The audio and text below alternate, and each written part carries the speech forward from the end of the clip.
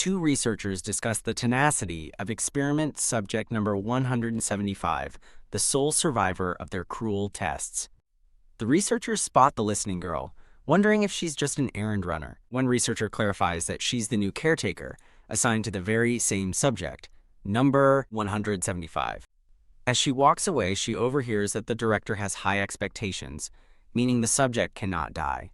She walks on, her mind filled with disgust for the beasts wearing human masks who run this place.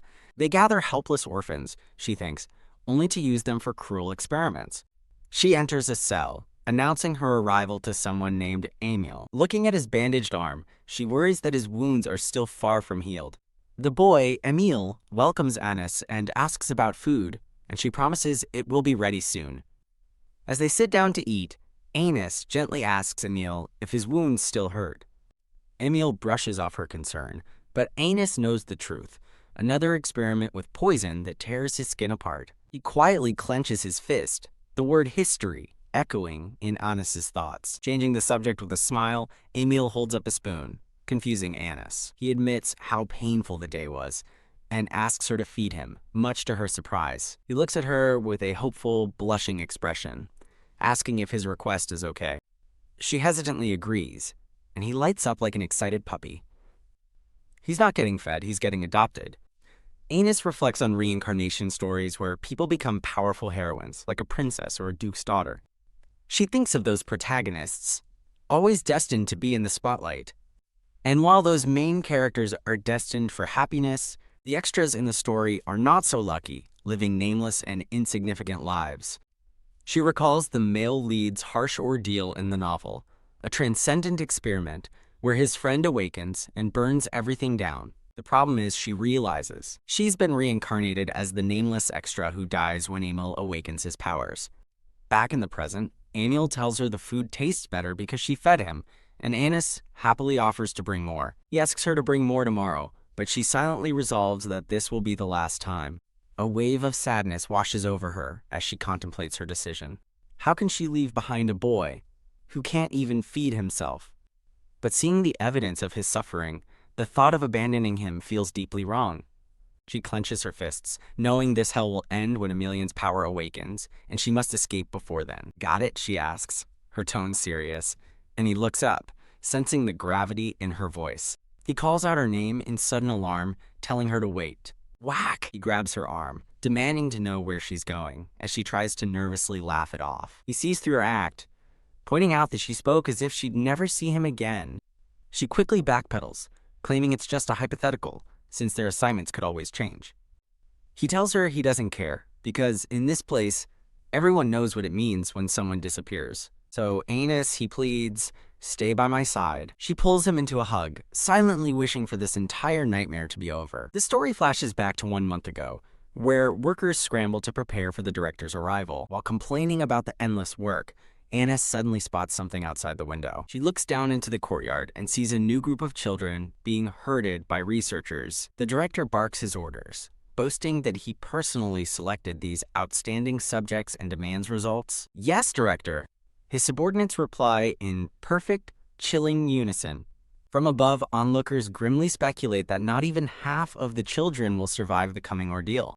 Anis realizes they've captured another group of children with magic power for their experiments. They target orphans with no one to miss them, specifically those who possess magic. These children become sacrifices for experiments dedicated to the will of a mysterious, shadowy figure. Though she was brought here the same way, Anis can't help but worry for the new children.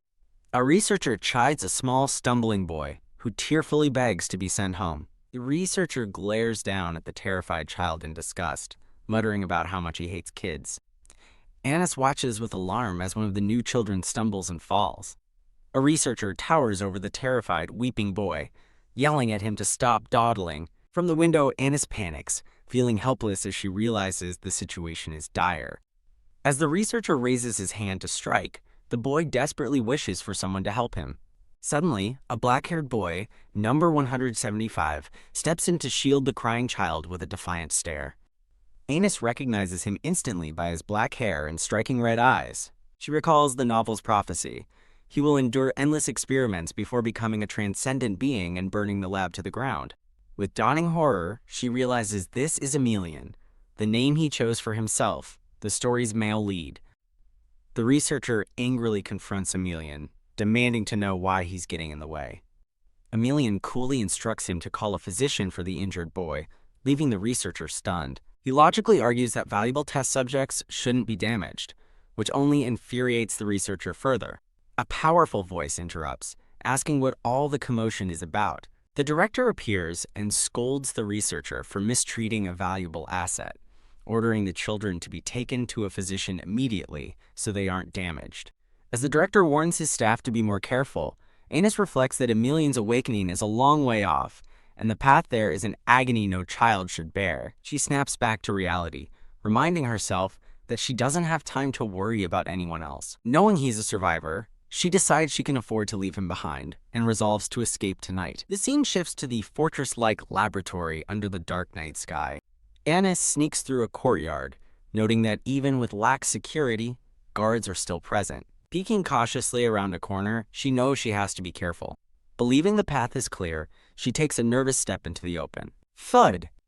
She freezes as a researcher suddenly blocks her path. Two researchers discuss seeing something, but one dismisses it as a trick of the light, allowing Anus to remain hidden. Before she can relax, a shout from nearby orders someone to clean up a mess. She watches in horror as researchers are ordered to take several body bags to the incinerator. Trembling, she wonders how many were sacrificed today, as another order is given to move subjects with side effects. She spots Emilien carrying another child's lifeless body, and decides she must retreat for now. Scurrying away, she realizes her escape plan has failed, and she needs a new one. She stops dead in her tracks, seized by a sudden, chilling fear. Overhearing voices nearby, she realizes with utter dread that she's been caught. Panic surges as she knows interrogation is inevitable if she stays put.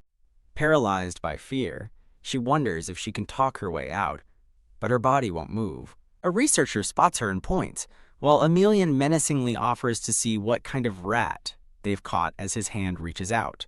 A burst of energy erupts, shocking the researchers. Emilien collapses in a violent seizure, and the researchers, confused by his sudden illness, order him sedated. As Anus watches in disbelief, Emilien bites his own lip until it bleeds, and silently mouths one word to her: run. Her footsteps echo down the empty stone corridor as she flees for her life. Finally safe, she leans against a wall, panting with relief that she's still alive. She realizes she owes Emilien her life, grateful for his selfless act, and vowing to repay him. She clasps her hands, feeling a mix of gratitude and unease. For now, she decides her best course of action is to lay low and stay out of sight. The situation takes an unexpected turn, and she finds herself bewildered, wondering why she was chosen. A guard leads her down a corridor, stopping at a specific room. Staring at the heavily locked cell door, she realizes she never saw this coming at all. She peers inside to see Emilien and realizes with a jolt of dread that she's been assigned as his new caretaker. She laments her fate, wondering why she keeps getting tangled up with the novel's male lead. Forcing a smile, she formally introduces herself as Anus and nervously asks to get along. In a flashback, Anus questions an administrator about her sudden assignment to Subject 175. The woman with glasses explains that he's the replacement for Subject 137, who was recently disposed of. Anus recalls the previous subject, a gentle-looking boy, number 137, smiling despite his shackles. The administrator coldly remembers that Subject 137 was even more useless than expected, his file stamped for disposal.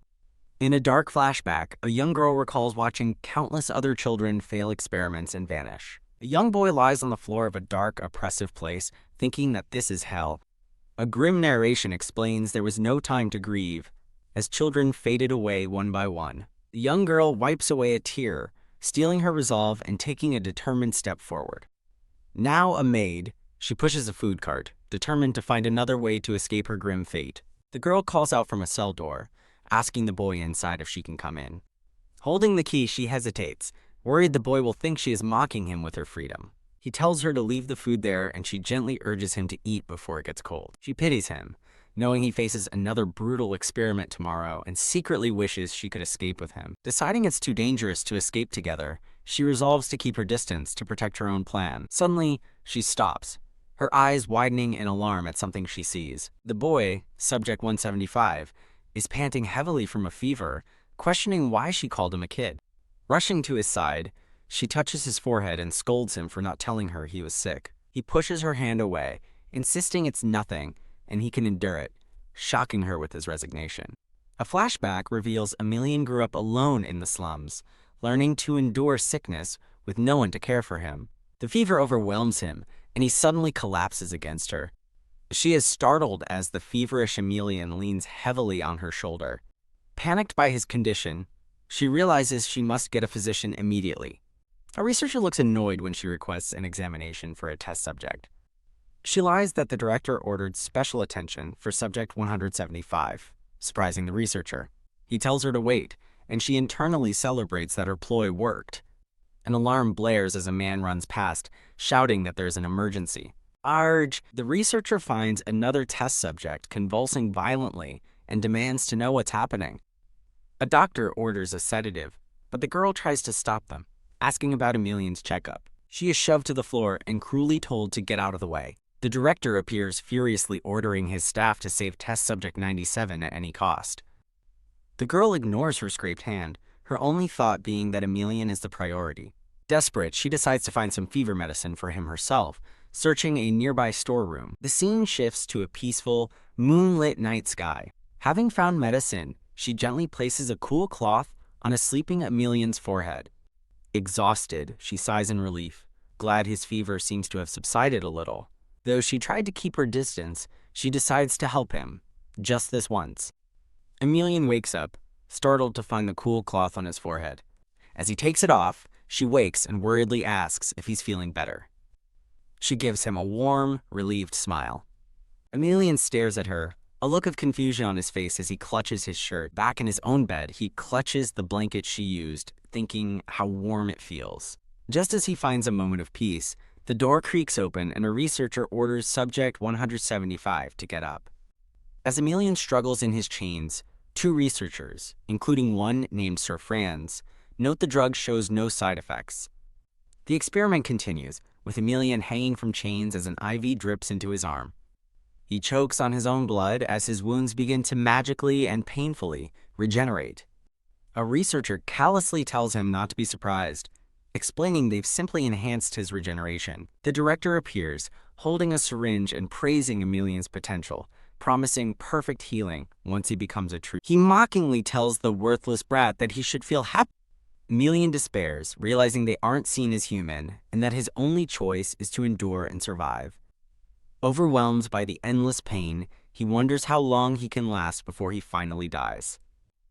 As his consciousness fades, his last thoughts are of the kind girl who showed him a moment of warmth. Snapping back to reality, he glares with renewed determination, shouting at himself to get a hold of himself. A young maid finds a boy covered in blood on the floor and rushes to his side, relieved he's conscious. The boy looks away nervously, asking if she saw his wounds heal. She offers to clean his wounds, but he tells her not to force herself to act fine. He remembers his wounds vanishing instantly, a power he finds monstrous and disgusting. The maid gently touches his face, startling him with her kindness. She smiles reassuringly, admitting that she was surprised. She clarifies it was only surprise, and she doesn't find him horrifying in any way. Touched, he leans into her hand, a small, grateful smile on his face. She explains her concern, noting he looked exhausted when she found him on the floor. She encourages him to rest, and he quietly agrees he will. When she playfully presses him, he looks at her, slightly flustered by her persistence. She beams, satisfied with his promise to rest. She sits by his bed, asking if he feels better now, and he confirms he does. As she lies beside him, the maid thinks something is wrong, noting Emilien's regeneration is working too fast. The boy, whom others call Franz, thinks he couldn't care less about the name, but hopes to see the girl again tomorrow. In a quiet moment, a hand gently strokes the hair of a sleeping, blue-haired boy. The maid watches over the sleeping boy, her expression full of concern.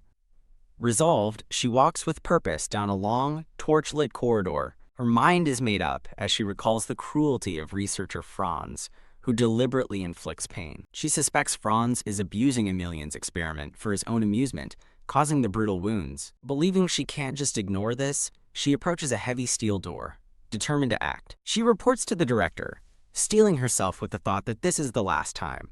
Opening a door, she stops in shock, unable to speak. The researcher Franz grabs her, demanding to know what's wrong as she panics at his presence.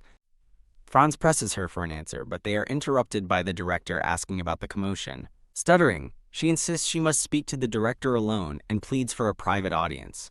The director thoughtfully considers her urgent request. He agrees, dismissing a displeased Franz, much to the maid's relief. Now alone with the director, he asks what she wanted to discuss with him. She hesitates for a moment before revealing her concerns about Subject 175. The scene focuses on stacks of official files and records. She explains the situation to the director, her expression earnest. The director listens intently, concluding that the drug's progress is too fast, and Franz is being impatient. He dismisses her, promising to look into the matter. She stumbles out of the room, weak with relief, believing she has succeeded. Clutching her chest, she prays that her actions will be enough to make a difference. The next day, the director storms into the lab with guards, furiously ordering the experiment on a chained Subject 175 to stop. The director realizes with grim certainty that the errand girl's report was true. The chained boy weakly wonders why the director is there, and who this errand girl is.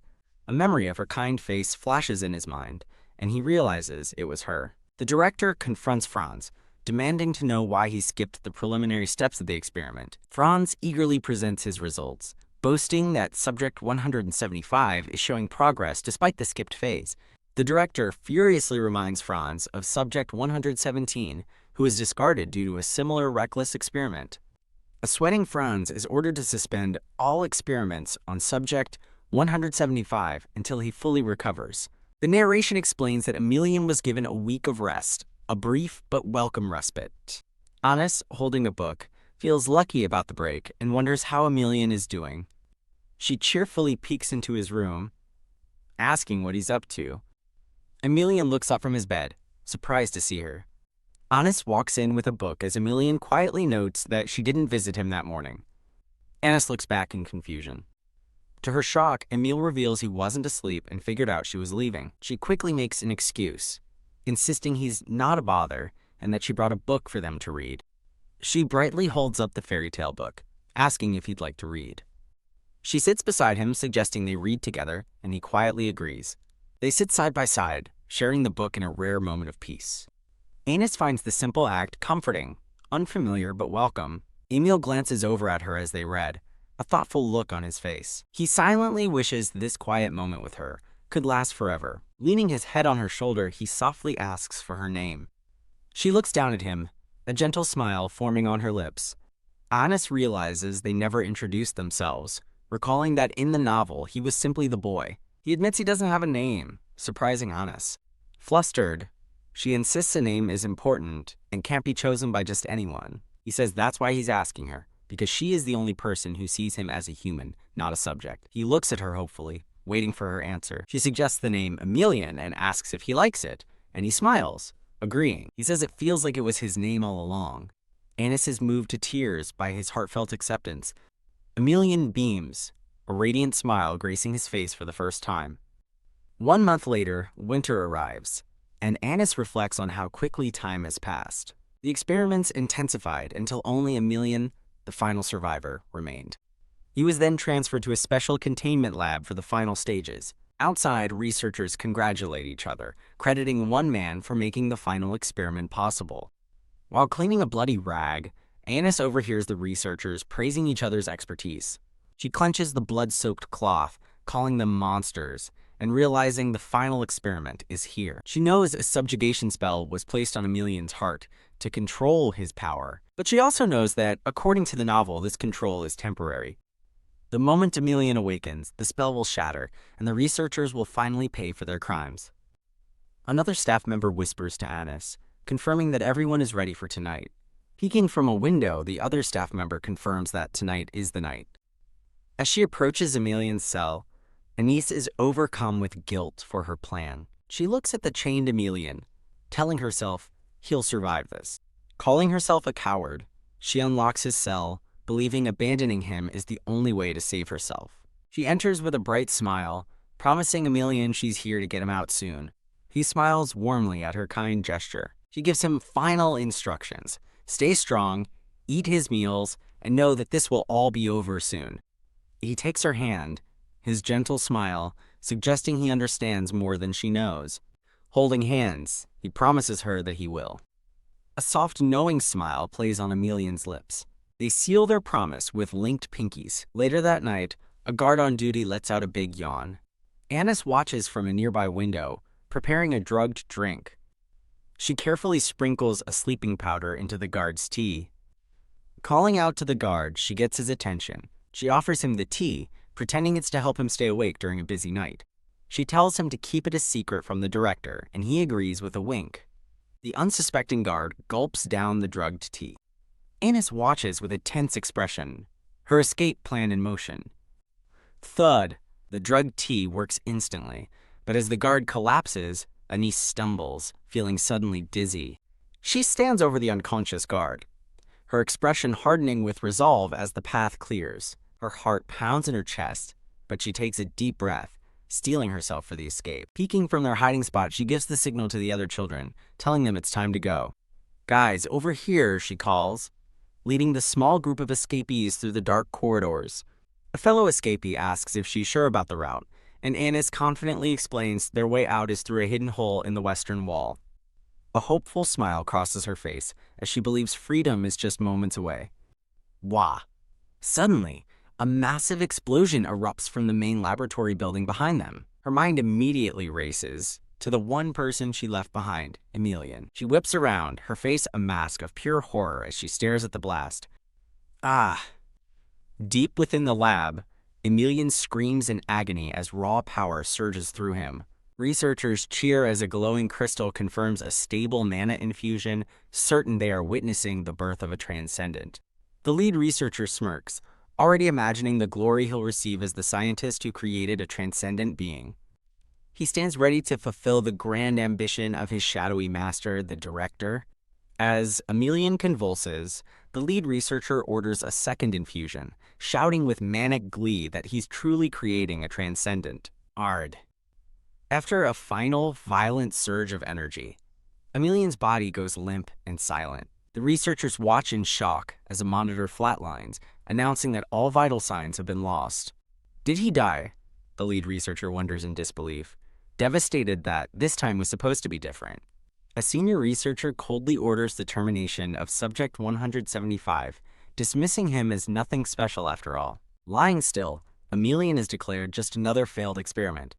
In the darkness, a memory of Anis's gentle voice echoes, promising to protect him. Memories of her kindness and desire to stay together forever flood his consciousness. But he is not dead. His eyes snap open as he becomes a transcendent, his power dwarfing the shadowy researchers. A dangerous smirk plays on his lips as he recalls a promise he made. He remembers his vow to Anis, "I will get you out of here, no matter what." His red eyes flash with incandescent power, now fully awakened and under his control. "Everyone, get back," a researcher screams as Emilien's power erupts, sending the staff flying. Anis realizes with a jolt that the experiment was a success. Emilien has become a transcendent. She watches from afar as the laboratory tower is consumed by fire and explosions. But as she watches the chaos, she senses that something feels different from the story she knew. Her friend asks about the explosions, just as the awakened guard grabs Anis, realizing the brats were trying to escape. "Ugh, you dare try to escape," he roars, yanking her viciously by the hair. As her friend screams her name, Anis yells at her to save herself and just run. The guard contemptuously calls them filthy little rats as he attacks the other fleeing children. He turns his fury back on Anis, accusing her of being behind the escape attempt. Standing over the fallen Anis with his sword drawn, he scoffs at the generosity they were shown. He presses the cold steel of his blade against her throat, telling her to learn her place. He mockingly tells her to get up, saying her death here is convenient for corpse disposal. Shoving her forward with his sword, he yells at her to move faster. She remembers her promise to Emilien, that she would come back for him tomorrow. Resigned to her fate, she thinks this must be her punishment for lying to and abandoning him. She freezes, startled as a sudden force stops the guard in his tracks. A mysterious hand stops the blade as a calm voice tells her, "Close your eyes, kid." Clutching her savior's arm, she quietly apologizes for not being able to stay with him until the end. The guard readies his sword to strike again, only to see it glowing with a malevolent red energy.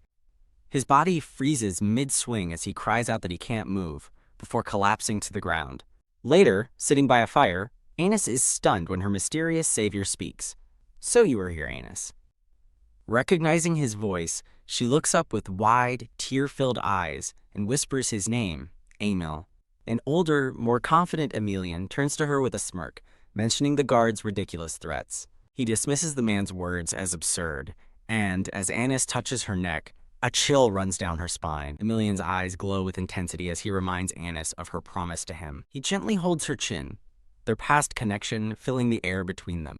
As a building burns fiercely in the background, Emilien apologizes, promising to hear her answer later. Confused by his words, Anus is suddenly pulled into an embrace by Emilien as dark energy envelops her and she faints. Onlookers cry out in shock and recognition, realizing the transcendent is among them. Cradling the unconscious Anus, Emilien gently tells her to get some rest.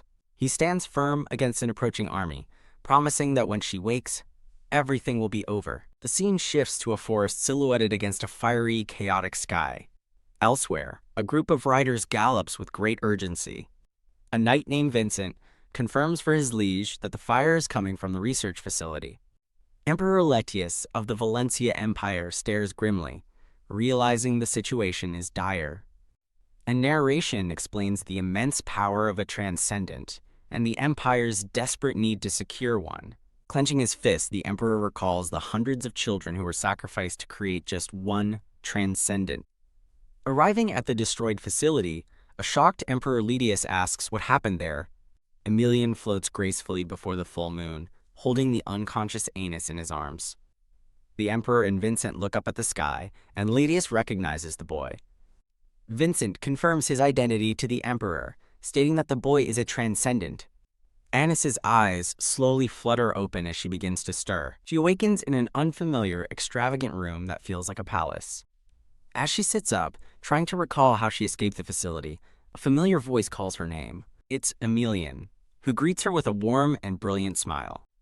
A shocked Anus can only stammer his name in disbelief. He worriedly asks if she's okay, and she quietly confirms she is, still taking in the strange, opulent room. Anus asks where they are and what happened to them. The scene reveals they are now in a grand and beautiful palace. Emilien explains that the Emperor had been tracking the research facility for some time and raided it the previous night. He then reveals that the Emperor has invited him to become part of the Valencia Empire. Thus, a pact was formed. The Emperor gained a powerful transcendent, and Emilien gained the Emperor's protection. When Anus asks if he accepted, Emilien thoughtfully replies that the Emperor doesn't seem like a bad person. He tells her to rest, but Anus insists she is fine and needs to figure out how to leave the palace. Shocked, Emilien demands to know why she would want to leave. Anus explains that their situations are completely different. As a transcendent, he can stay, but she cannot. He reaches for her hand, desperately trying to find the words to stop her. Emilien's face is a mask of troubled concern. Anus looks back at him with wide, determined eyes. The moment hangs in the air of the silent, gilded room. Anus softens slightly, wondering if she could stay if His Majesty allowed it. Two maids enter, formally addressing them as Lord Emilien and Lord Anus. A lavish feast is prepared for the palace's newest guests. Anus and Emilien sit at a grand dining table with the Emperor and a young pink-haired woman. Anus's eyes go wide with delight as she savors the incredibly tender meat. Across the table, the Emperor watches her with a warm, amused smile. Anus thanks His Majesty for his generosity before preparing to make a request.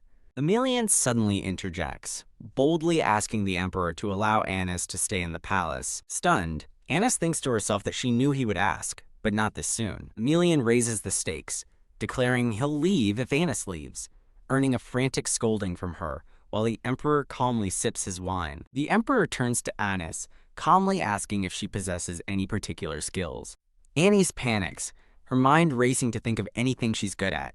She nervously lists her skills in cleaning, laundry, and dishwashing, hoping it will be enough to convince them to let her stay. Bowing her head respectfully, Annis formally offers to serve as a palace maid, promising to work hard. The emperor listens in silence, his expression unreadable. He smirks, informing her that the palace, unfortunately, has plenty of maids. He suggests she explore other roles within the palace to discover what she truly wants to do. Emilien asks in disbelief if His Majesty is really allowing this, and Annis happily confirms that he is. Annis beams, overjoyed by this unexpected kindness and the promise of a new life. Elsewhere, a faction of nobles complains that the emperor is giving the Transcendent a refined education instead of military training, arguing his place is on the battlefield. They worry amongst themselves, seeing the powerful Transcendent as a major obstacle to their plans. The head of the noble faction, Duke Vers, listens to their concerns. Duke Vars confidently declares that the Transcendent is just a child who can be manipulated to abandon the emperor and join their side. The emperor recalls how a powerless third prince, he was placed on the throne by Duke Vers 25 years ago, and now sees that the Duke dares to defy him. He issues a firm order: gather every last detail about the Transcendent. Annis and Emilien share a quiet, happy moment together in their new home. A maid shows Annis to her new quarters, and Annis gasps in awe at the amazing room. The maid is glad she likes it, but casually mentions Annis's previous room was even bigger and nicer, causing her smile to falter. Annis quickly dismisses it with a smile, saying the old room was just a hassle to clean. Annis's personal maid, Leah, introduces herself and says to call her if she needs anything. Annis gratefully thanks Leah for her help. She flops onto the bed, realizing with joy this is the first room she's ever had to herself after living in shared quarters at the lab. Her thoughts sober as she remembers that today is the day Emilien begins his magic control training. The scene shifts to a vast, empty training ground at the palace. Emilien stands alone in the training yard, closing his eyes to prepare himself. He tells himself to focus, determined to prevent his magic from spiraling out of control again. He recalls the foreign, destructive voice in his head, urging him to destroy everything and make his tormentors pay. As he remembers the force wanting to burn the world to ash, he hears Annis's voice calling his name.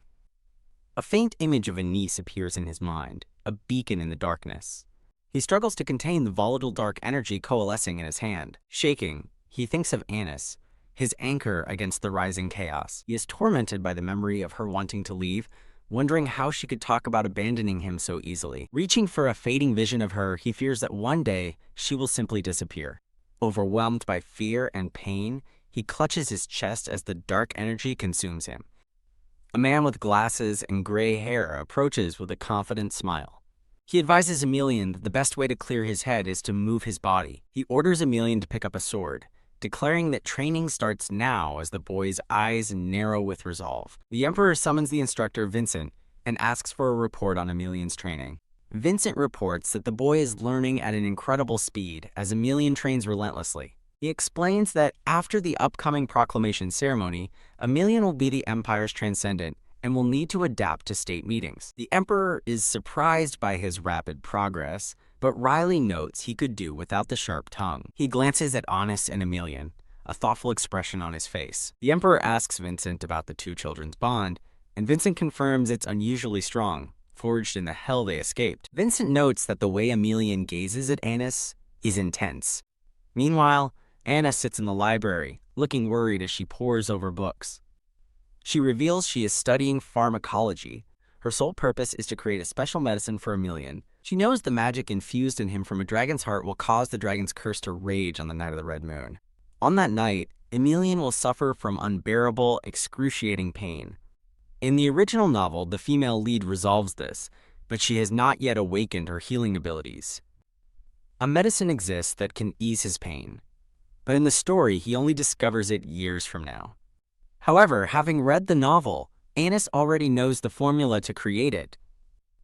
Covering her face, she remembers her past suffering and strengthens her resolve to create the medicine for him. The Emperor startles Annis in the library, asking about her interest in pharmacology as she stammers his title. He notes her advanced reading material, and she explains that her time in the facility sparked her interest. The Emperor considers her words and offers her a position as an assistant in the Imperial Research Laboratory, leaving her stunned. He explains his plan to support the children from the facility, noting that others have already chosen careers. He offers to write her a recommendation letter for the very next day if she agrees. Anis realizes this is the perfect opportunity, as she needs laboratory equipment to create Emilien's medicine. Though the offer seems too good to be true, she knows she can't hesitate for Emilien's sake. With newfound resolve, she begins to accept the Emperor's generous offer. Elsewhere, an unseen person shouts in outrage that the situation is ridiculous. The source of the anger is a letter bearing the imperial seal, an order from His Majesty. Chief Imperial Alchemist Herman Williams furiously questions being forced to take on some orphan brat as his assistant. Herman's assistant, Theo, sweat drops as he observes the situation, wryly calling it a predicament. Herman continues his tantrum, fuming over the unacceptable order. Theo slyly advises that if he can't directly refuse her, he should just make her want to leave on her own. Herman praises Theo's sharp thinking, but when Theo asks for a favor in return, Herman flatly denies him. He declares that he refuses to accept such a nepotistic appointment, crumpling the order. Anis arrives at the glass doors of the research laboratory, her new workplace. She takes a deep breath, admitting to herself that she's incredibly nervous. She steps inside and politely introduces herself as Anis, the new assistant, to Dr. Herman. To her surprise, Herman turns with a warm smile and extends a welcoming hand. The scene transitions to a peaceful garden setting. A week later, Anis reflects on her time as Dr. Herman's assistant while sitting alone.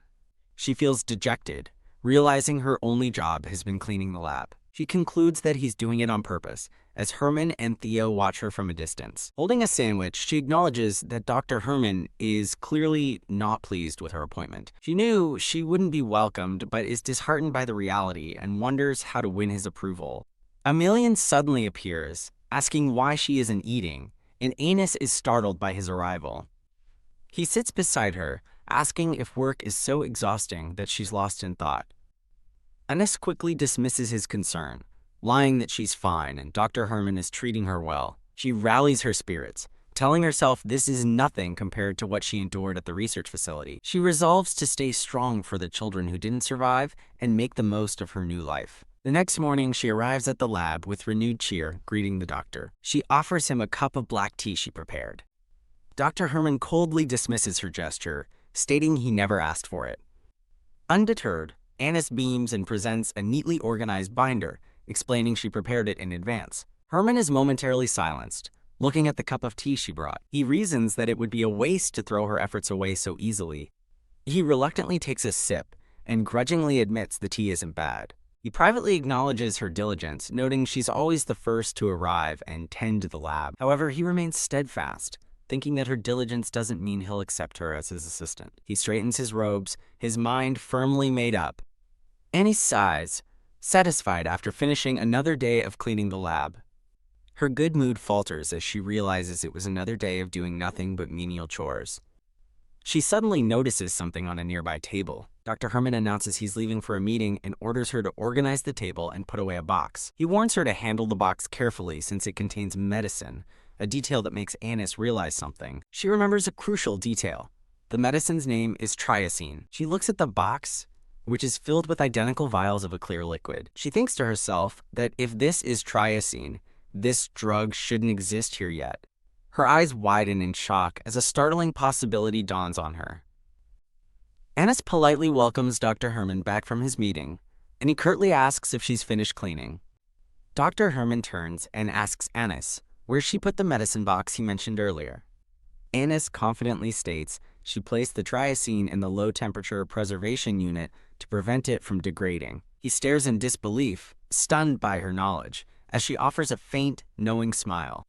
Anis remembers from her past life that triacine was an immune booster used on the children, requiring cold storage. Seething internally, she realizes he was trying to set her up to fail, just to get rid of her.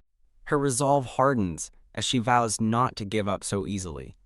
The scene shifts to a quiet, elegant gazebo under a starry night sky. Back in his study, a flustered Dr. Herman nervously polishes a scale weight. He puzzles over how an ordinary child like Anis could know about a rare drug like triacine. He assumes Theo didn't tell her, while Theo panics in a thought bubble, pleading not to be blamed. Herman grudgingly admits Anis is surprisingly capable, noting the cleaner lab and her exceptional tea. But even so, He continues his work, mixing chemicals with a determined look. He reaffirms his decision, resolving that he will not accept her as his assistant. His chemical concoction bubbles violently before settling into a useless state. He stares at the vial in defeat, muttering that it's another failure. He strengthens his resolve, vowing to develop the medicine no matter how many times he fails. A painful memory surfaces of him holding his weeping wife, apologizing to her. In the flashback, his wife laments their daughter Cecilia's suffering, blaming herself for not giving birth to a healthy child. He comforts her, insisting he is the useless one for being unable to cure his own daughter, who suffers from a rare disease called Karmarin. The disease Karmarin is explained as a fatal clash between dormant foreign magic and human magic in one's bloodline. His driving goal is revealed: to create a medicine that can suppress his daughter's rampaging magic. He vows to save his daughter, Cecilia, as the scene transitions to that night. Back in her room, Annis dedicates her nights to studying pharmacology from library books. Though she's gaining knowledge, she knows she must continue her diligent studies. Her thoughts turn to Emilien, filled with anxiety over when the dragon's magic inside him might spiral out of control. She remembers that in the novel, Emilien eventually learned his symptoms matched the illness and found a cure through an information guild. Leaning against a pillar, she steels her resolve to get Dr. Herman to acknowledge her as soon as possible. She knows that only then will she be able to use the laboratory equipment to create the medicine Emilien needs. The scene changes to a vast, snow-covered greenhouse on the palace grounds. Annis brings a basket of freshly gathered herbs to Theo, who thanks her for her hard work. She confirms that the basket should be enough for his collection. He shows her a unique purple flower, identifying it as a seal wolcho. Annis is stunned, recognizing Seong Wolcho as a key and extremely rare ingredient for Karmarin medicine. When she asks what it's for, Theo explains it's an ingredient for the medicine Dr. Herman is researching. Theo confides that the doctor's daughter is very ill, asking her to keep it a secret as Annis finally understands the situation. Later, Anise approaches the lab and finds the door ajar, wondering who is inside. She quietly enters and discovers Dr. Herman asleep at his desk, surrounded by research papers. She realizes he must have stayed up all night researching and wonders about the nature of his work. In his sleep, he murmurs Cecilia's name, pleading for her to hold on and promising he will make her better. Annie sits alone on a snowy bench, lost in thought. She recalls that the herb, Seolwolcho, is used to untangle distorted magical energy. However, she also knows that if refined differently, it can have the opposite effect of suppressing magic. The pieces click into place as she wonders if the doctor's daughter is suffering from Karmarin. Emilien appears, apologizing for his lateness and assuming she's hungry.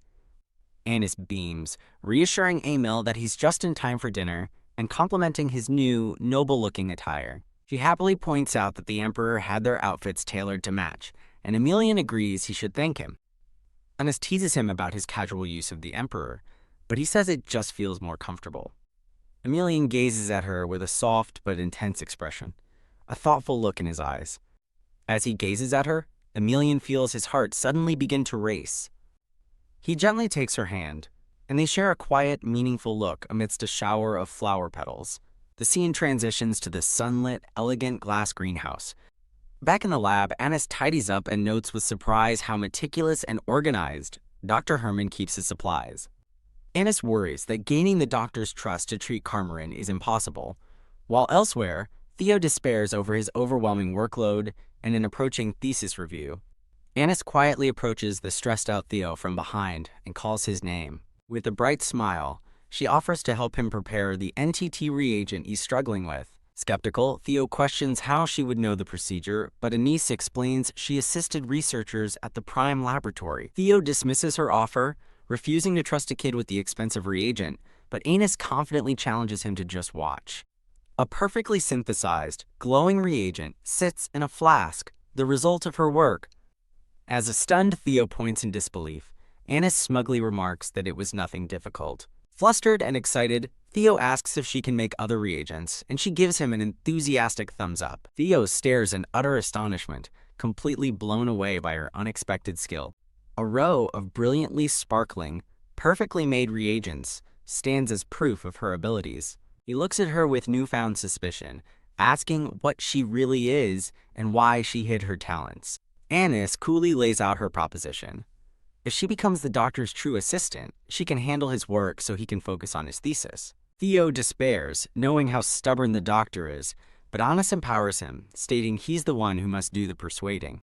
Fired up with new resolve, Theo agrees to give it his best shot to convince the doctor. The scene shifts to Emilien walking alone along a sun-dappled stone path, lost in thought. Theo earnestly pleads with Dr. Herman to finally accept Anis as his assistant, but the doctor regards him with deep suspicion. Dr. Herman peeks around a corner, spying on his assistants. He watches as Theo gives Anis a subtle, conspiratorial thumbs up from a distance. Later, Dr. Herman wakes at his desk, realizing he dozed off while researching Carmerin and finding a blanket draped over him. He notices a fresh cup of tea and recalls the beautiful Seolwolcho flowers, piecing things together. That evening, he summons Anis to his office for a serious talk. Dr. Herman gets straight to the point, asking Denise why she concealed her extensive knowledge of pharmacology. Anis calmly explains she was patiently waiting for the right opportunity to prove herself to him. Deciding to test her, Herman declares he'll give her that opportunity now and quizzes her on the medicines in his lab. Without hesitation, Anis correctly identifies rhodiazi as a digestive aid and ephedrine as a treatment for allergies. She continues flawlessly, naming a hemostatic agent and even reciting the complex formulation for Raperin for a memory. Dr. Herman taps his fingers thoughtfully, processing her incredible display of knowledge. He concedes her point, admitting her abilities are far too valuable to be wasted on menial cleaning. Before he can say more, an assistant bursts into the room, shouting that it's an emergency. The frantic assistant reports that the young lady's condition has suddenly worsened and she's coughing up blood. Dr. Herman panics, demanding to know if they used Lunaven, but the assistant says it had no effect and her magic is growing unstable. He orders his other assistant, Green, to prepare for immediate departure to the mansion, as Anis watches with grim understanding. A narration explains that Lunaven, the primary drug for Carmerin, loses its effectiveness over time. Anis clenches her fist, her suspicions confirmed. The doctor's daughter is a Carmerin patient. She calls out to the frantic doctor, stopping him in his tracks. With startling confidence, Anis declares that she knows how to make the cure for Carmerin. The scene shifts to the exterior of a grand mansion under a starry night sky. Dr. Herman rushes inside to his distraught wife, who anxiously asks about their daughter, Cecilia. As his wife weeps, a pale and weak Cecilia calls out to her father from her bed, terrified. Cecilia asks if she is going to die, her plea punctuated by an unstable heart monitor. He holds her hand tightly, promising she won't die and reminding her that he's the greatest doctor in the empire. He grips his daughter's hand, his expression a mixture of profound love and desperate resolve. Overwhelmed by a feeling of pathetic failure, he steels himself, knowing he must create the medicine right now. A fleeting memory of a healthy, smiling Cecilia wearing a flower crown in a field of white roses fills his thoughts. A lone rider on horseback gallops urgently through the darkness. Anis trembles, having expected disbelief but not the doctor's furious accusation that she lied just to become his assistant. Anis accepts the doctor's disbelief, understanding why he wouldn't trust the words of a 13-year-old. Clutching a note with the formula, she resolves to deliver it quickly, praying it won't be too late. As she arrives at the mansion, 2 guards cross their spears, barring her entry. She pleads to be let in as the doctor's assistant, but a guard firmly refuses, citing the doctor's strict orders. Anis realizes Cecilia's condition must be critical and panics, knowing she cannot afford to waste time. The guards physically restrain her as she struggles, looking desperately for a way inside. Just then, Emilien appears, and a stunned Anis asks how he found her. He explains he followed her, but then his eyes glow menacingly as he considers getting rid of the terrified guards. Anis quickly grabs him, whispering not to cause a scene that would only draw more attention. Emil considers her words and agrees to her plan. Apologizing for the abruptness, he suddenly grabs Anis, who lets out a surprised, whoosh. Emilien leaps into the air, carrying a shocked Anis as she realizes they're flying over the estate. Elsewhere, Dr. Herman watches his reagent react, hoping it turns golden, but it remains a useless green. Utterly defeated, he laments that the reaction is too weak and that he's run out of time. His wife's voice echoes in his memory, asking what happened with the medicine. She pleads for him to stay by Cecilia's side, even with an incomplete cure, as a magical orb glows nearby. Thud, Emilien lands gracefully on a high balcony of the mansion. He gently sets Anise down on the balcony, and she thanks him for the lift. Emilien urges her to hurry and deliver the medicine to the doctor, and she resolutely agrees. Anise clutches the note and sprints towards the room, praying she isn't too late. Inside, a syringe is prepared and administered into an IV line. Cecilia struggles to breathe as the heart monitor shows a steady but worrying beat. The monitor suddenly flatlines with a shrill tone as Cecilia goes limp, and her mother cries out her name in despair. Dr. Herman breaks down in tears, apologizing to his daughter for failing to save her. Just as he grieves, Anise bursts in, grabbing his arm and telling him he can't give up yet. She extends her hand, offering him the note with the cure's formula as a golden light envelops them. Anise looks at him with unwavering determination, her eyes full of desperate hope. She grabs his wrist, insisting that he can create the medicine and save his daughter. Dr. Herman's wife looks on, tearfully begging her husband to listen to what Anise has to say. Tick-tock. The hands of a grandfather clock mark the tense passage of time. Anise sits calmly in a chair, waiting patiently as the clock continues to tick. She silently worries, realizing she wrote the complex formula from memory and fretting that she might have made a mistake. Emilien sits beside her, gently taking her hand and asking if she is truly that worried. Anise jumps to her feet as Dr. Herman enters the room, and she nervously asks about his daughter's condition. He announces with relief that Cecilia has stabilized, revealing her sleeping peacefully in bed. He assures a tearfully relieved Anise that Cecilia will make a full recovery with the medicine she provided. Dr. Herman thanks Anise for saving Cecilia, but she humbly gives him the credit before he calls her name seriously. With deep gratitude and remorse, Dr. Herman bows his head and offers a sincere apology. He formally apologizes for not recognizing her true abilities and accepting her as his assistant sooner. Later, as Dr. Herman prepares to leave the mansion, his wife bids him a safe trip. His wife watches with a gentle smile as her husband departs. A recovered Cecilia runs out and joyfully hugs her father, exclaiming his name. Her mother gently reminds her to act like a lady, but Cecilia pouts, admitting she was frustrated being stuck in bed. Dr. Herman reflects on how Cecilia's full recovery brought happiness back to their family. He smiles, thinking how he would have lost his only daughter without Anice's intervention. He vows to use his resources to ensure that Anise will walk a golden path of success from now on. At the palace, the emperor asks his secretary about Anise, who reports that she has adjusted well and become an official assistant. The emperor asks how Dr. Herman's mind was changed, and his secretary explains Anise demonstrated considerable pharmaceutical knowledge.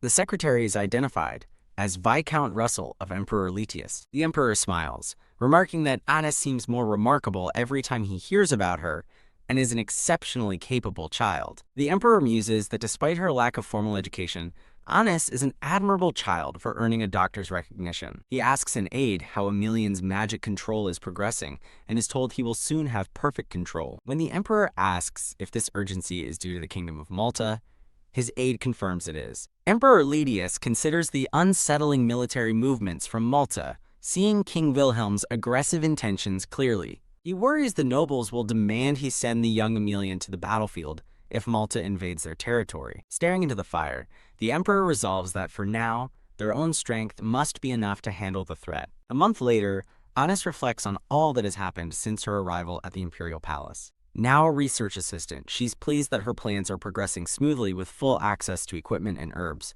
Holding a bottle, she feels relieved to have created the Carmerin treatment for Emilien. Anise knows that Emilien is scheduled to be training at the first combat arena today. Arriving at the arena, she finds a large crowd gathered and wonders what's happening. She peeks through the spectators to get a better look at the commotion. Her eye widens in shock as she sees the scene unfolding before her. Smack Emilien strikes a young man, coldly ordering him to get his filthy hand away. The man, identified as Frederick, son of Count Kramer, sneers at Emilien, calling him a monster for his fast healing. Anise fumes, angered by Frederick's awful and insulting words. Emilien dismisses Frederick as a pathetic loser, calling their duel a waste of time. Enraged, Frederick furiously demands that Emilien take back his insults. Emilien challenges him to another duel, promising to apologize on his knees if Frederick can actually win. Frederick accepts the terms as Emilien coldly shoves him aside.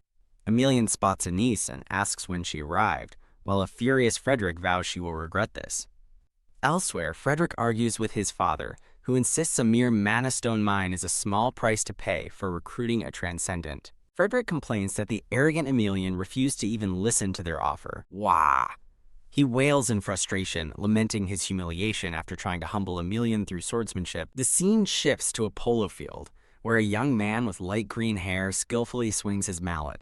He smacks the ball with powerful precision. Watching from the sidelines, two young ladies sigh that he's absolutely amazing. After the match, the light green-haired man sits alone on a bench, looking disheartened. Another man approaches, asking if his poor performance was due to his duel loss against the Transcendent. The light green-haired man looks up with a faint, chilling smile. His expression hardens as he proposes a plan to prevent Emilien from using his magic.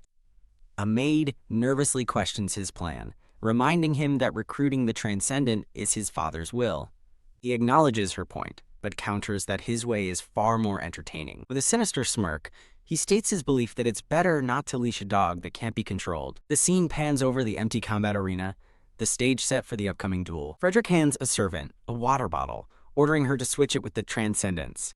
As the servant moves to carry out the order, Frederick watches with a stern expression. Emilien's image appears as the word Transcendent echoes with foreboding. As Emilien drinks from the bottle, Frederick smirks, thinking that his opponent is finished. During their duel, Frederick attacks, gloating that a magicless Transcendent is no match for him, only to be left stunned. Emilien easily blocks the strike, revealing he saw Frederick drink the potion himself earlier. With glowing red eyes, Emilien prepares to unleash his power on his shocked rival. From a distance, Annis watches the events unfold with a subtle, knowing smile. Annis stands serenely in a garden, looking content. This scene is set the day before Emilien and Frederick's fated duel. Annis walks through an old research wing, confirming Dr. Xylo's lab is on the 3rd floor.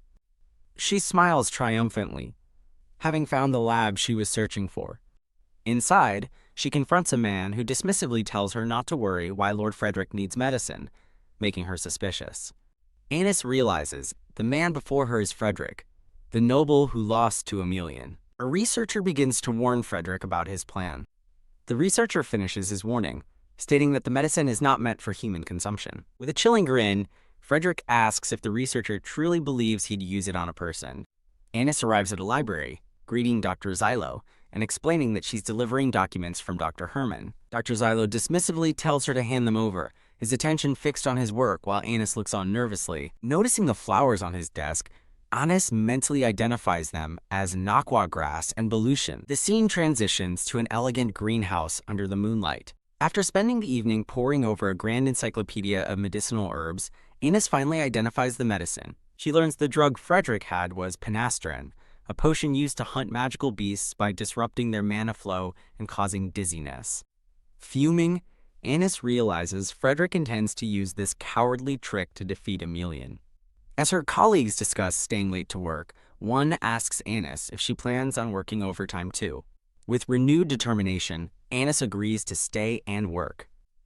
Annis gives Emilien a bitter powder, cheekily telling him that bitter medicine is good for the body. Later, Emilien asks Annis what he just drank, and she explains it was a tonic to boost his strength. He notes with a hint of suspicion that she has been giving him medicine quite often lately. Leaning in close, he catches Annis completely off guard. Flustered, Annis stammers for a moment before recovering and wishing Emilien luck. During the duel, Emilien easily deflects Frederick's attack. Thump! Frederick falls to the ground, utterly stunned by his swift defeat. With glowing red eyes, Emilien grabs his opponent, calling him Frederick and deeming his efforts pathetic. Annis watches from the cheering crowd, her face beaming with unrestrained joy and pride. The winner of the duel is officially declared, Lord Emilien. The scene shifts to a dense forest, where a wild boar is felled by a precise arrow shot.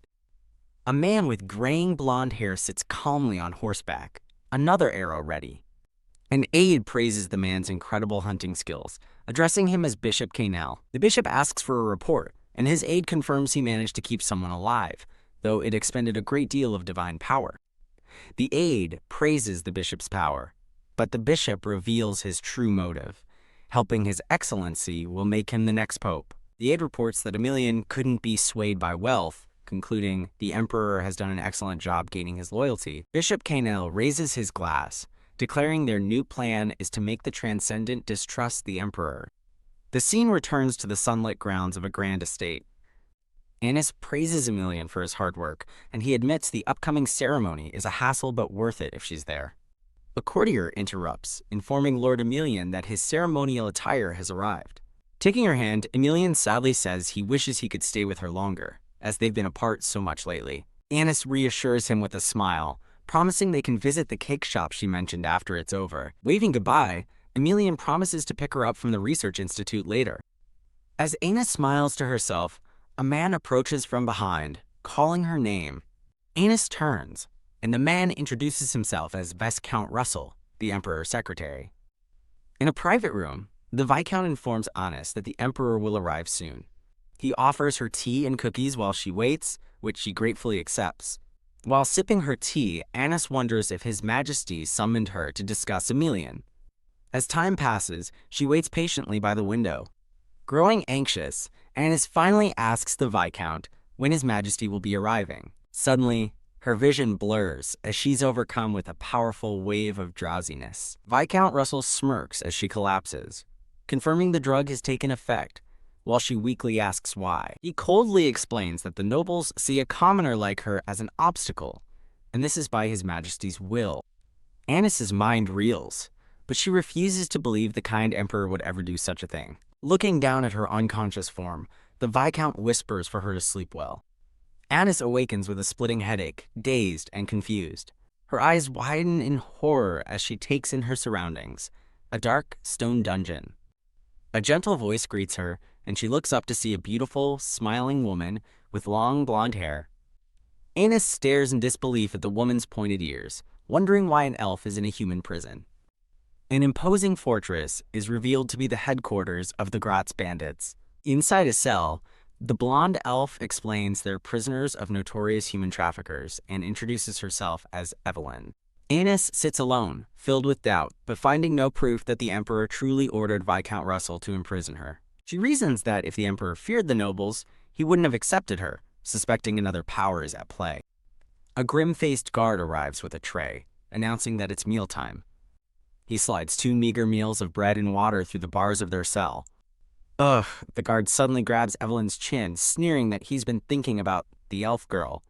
As Anis watches in horror, he leers that Evelyn is almost too beautiful to simply sell off. Another guard arrives, sternly telling the first one, Skell, that he's had enough. He warns Skell that the boss expects a high price for Evelyn, so he better not even think about touching her. After telling the girls they are lucky today, the second guard leaves, and Anis rushes to comfort the shaken Evelyn. Anis gently checks on her cellmate, asking if she is okay. To comfort a worried Evelyn, Anis tells her she has a close friend who will come for her.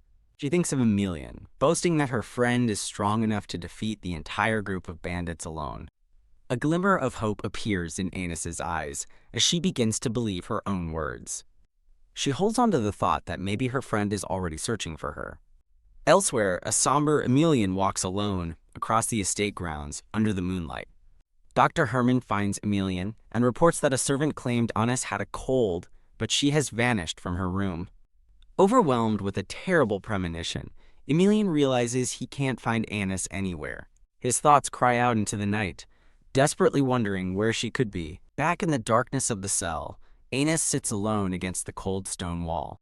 She clutches her necklace, whispering her friend's name, Emil. Evelyn notices the necklace, and Anis confirms it was a gift from Emilien. Patting Anis's head reassuringly, Evelyn says her friend must be terribly worried about her. Anis suggests that people must be looking for Evelyn too, but Evelyn sadly refutes the idea. When asked why, Evelyn reveals it's because her clan did not accept the person she loved. A flashback shows her embracing a man as she explains that he was human. She recounts losing him in an accident over 20 years ago and swearing she would never return to her family. Anis urges her not to say that, making Evelyn promise to visit her family after they escape. Evelyn looks away, quietly considering Anis's earnest plea. Suddenly, the guard's Skell looms over them, asking if they're awake.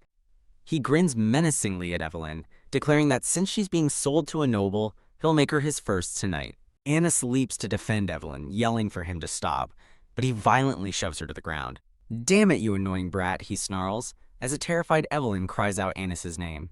A new voice cuts in, as another man appears, revealing he followed Skell to the underground prison. The newcomer, Darren, confronts a shocked Skell, reminding him about what happened to a man named Bert. Darren vividly describes how Bert was gutted alive for touching the boss's treasure, asking Skell if he wants the same fate. Cursing in frustration, Skell backs down. Darren inspects them, noting Annis's bruised face and warning her she's merchandise and can't have any scars. Annis asks if a doctor is available, but Darren dismisses her, saying she can apply her own ointment.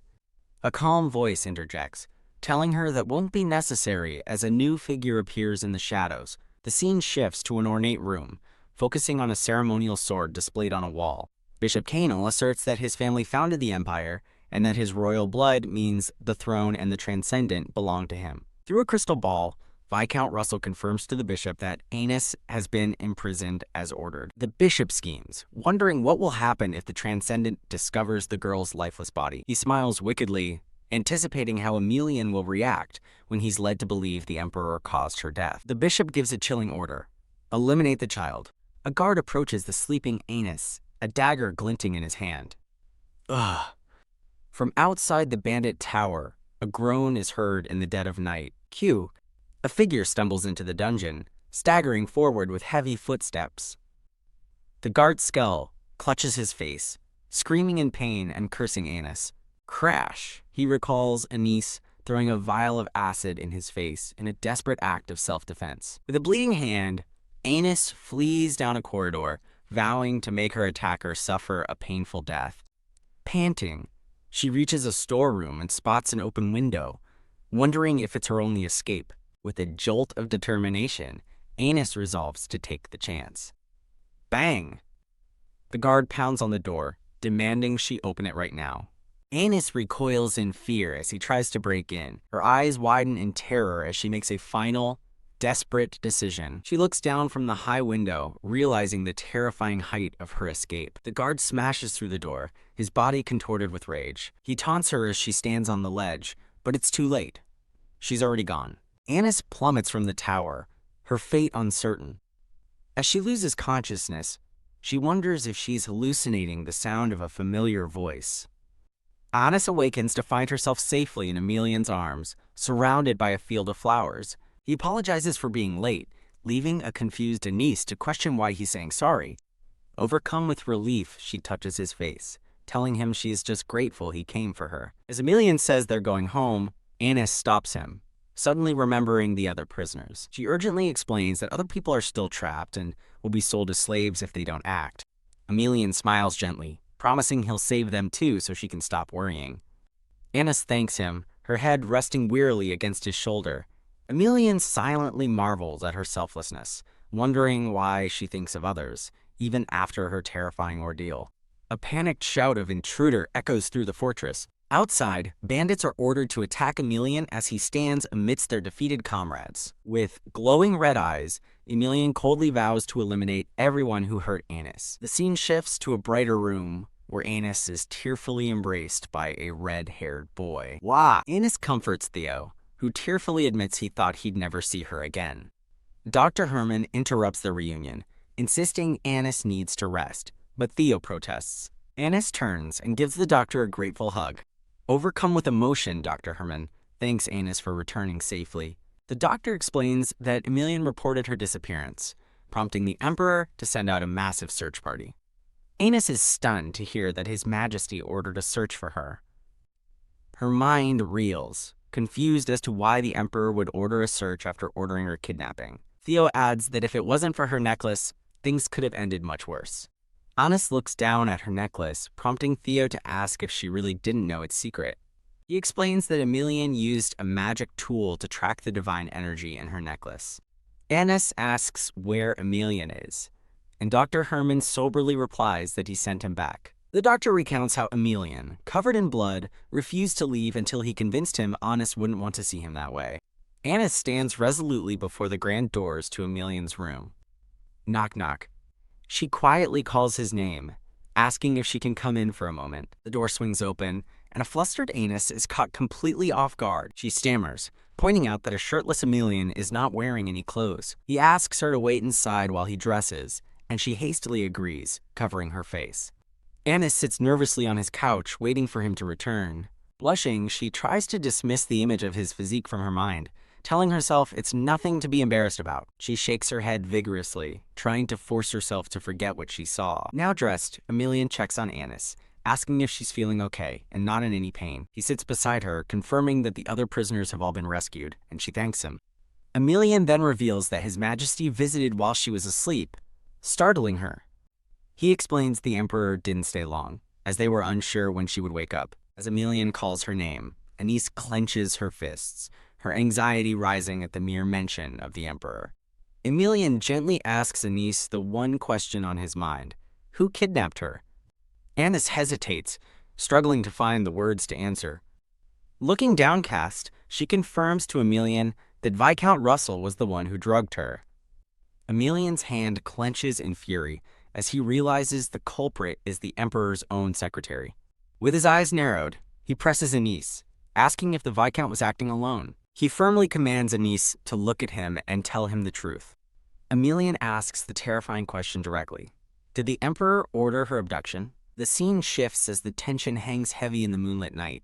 Elsewhere, a frantic Viscount Russell reports to Bishop Canel that Emilien has brought Anise back, asking what he should do now. The Viscount panics, certain he's finished if Anise talks, but the bishop calmly tells him not to worry. As mysterious cloaked figures emerge from the shadows, the bishop reveals he has already prepared a solution for the terrified Viscount.